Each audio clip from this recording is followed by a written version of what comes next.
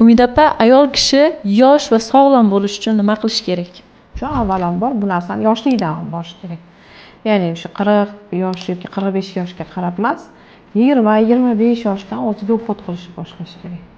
Ya'ni yuziga, sochlariga, tirnoqlariga parvarish qilish kerak. Bu narsani oldini olish osonroq, ajinlar tushib bo'lgandan keyin emas.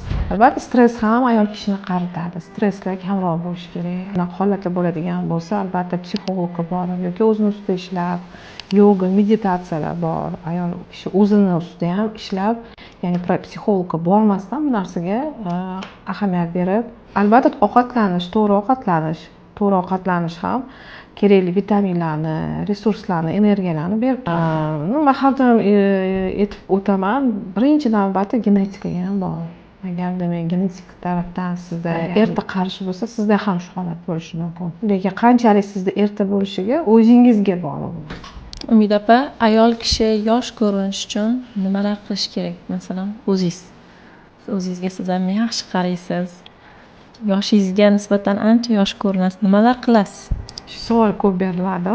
Ayol yosh ko'rinishi uchun organizmni ichki tarafdan sog'lom bo'lishi kerak deb o'ylayman. To'g'larning orasidagi masofani qarash kerak. Agar shamollashlar, yallig'lanishlar bo'lsa, albatta vaqtida davolash kerak deb o'ylayman.